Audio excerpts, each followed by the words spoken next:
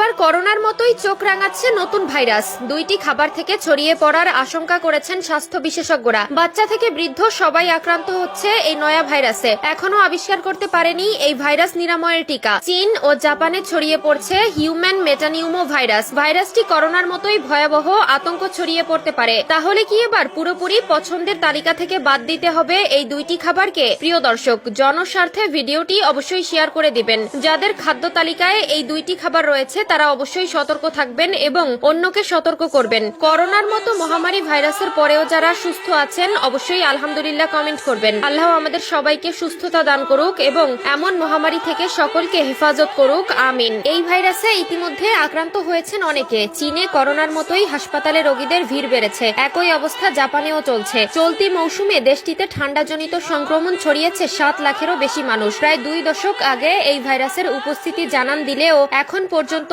এর টিকা আবিষ্কার হয়নি। প্রাণঘাতী করোনা ভাইরাস সংক্রমণের 5 বছর পরে চীনে এবার নতুন ভাইরাস ছড়িয়ে পড়েছে। ভারতীয় সংবাদ মাধ্যম এনডিটিভির প্রতিবেদনে বলা হয়েছে, দেশটির হিউম্যান মেটানিমো ভাইরাস HMPV নামে একটি ভাইরাস দ্রুত ছড়িয়ে পড়ছে। চীনের স্থানীয় গণমাধ্যম ও সামাজিক যোগাযোগ মাধ্যমগুলোর বিভিন্ন পোস্টে বলা হচ্ছে, নতুন এই ভাইরাস দ্রুত ছড়িয়ে পড়ছে। এর ফলে হাসপাতাল এবং শ্মশানগুলোতে চাপ বাড়ছে বলেও দাবি করা হয়েছে। এছাড়া সামাজিক যোগাযোগ মাধ্যমে ছড়িয়ে পড়া ভিডিওতে দেখা যাচ্ছে যে হাসপাতালগুলোতে ভিড় বেড়েছে। কিছু ব্যবহারকারী জানিয়েছেন, ইনফ্লুয়েঞ্জা এ, HMPV, মাইকোপ্লাজমা, নিউমোনিয়া এবং কোভিড-19 সহ একাধিক ভাইরাস চীনে ছড়িয়ে পড়ছে। এসব কারণে চীনে জরুরি অবস্থা জারি করা হয়েছে বলেও দাবি করা হচ্ছে। তবে এই বিষয়টি নিশ্চিত করা যায়নি বলে প্রতিবেদনে বলা হয়েছে। 1 নম্বরে, যারা কাঁচা খেজুরের রস পছন্দ করেন তারা অবশ্যই কাঁচা খেজুরের রস খাওয়া ত্যাগ করুন। বাদুড়ের লালা থেকেও নানা ধরনের সংক্রমণ দেখা দেয়। 2 নম্বরে, রাস্তার আশেপাশে ভাজা পোড়া খাওয়া থেকে বিরত থাকবেন।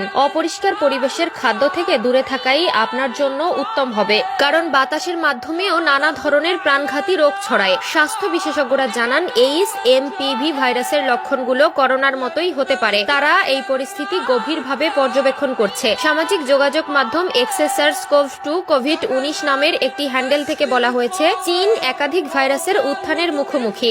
এদিকে বার্তা সংস্থা রয়টার্সের এক প্রতিবেদনে বলা হয়েছে, চীনের রোগ নিয়ন্ত্রণ কর্তৃপক্ষ গত শুক্রবার জানিয়েছেন যে নিউমোনিয়ায় আক্রান্ত রোগী বাড়ায় ছোট আকারে একটি পর্যবেক্ষণ ব্যবস্থা পরিচালনা করছে। বিশেষজ্ঞদের অনেকের শঙ্কা, 2025 সালে আবার করোনার মতো নতুন কোনো মহামারীর উদ্ভব হতে পারে। যদিও কোন রোগটি মহামারীর আকার ধারণ করবে সে বিষয়ে স্পষ্ট কোনো বার্তা এখনো দেওয়া সম্ভব হয়নি। তবে HMV-র প্রাদুর্ভাব ভাবাচ্ছে তাদের।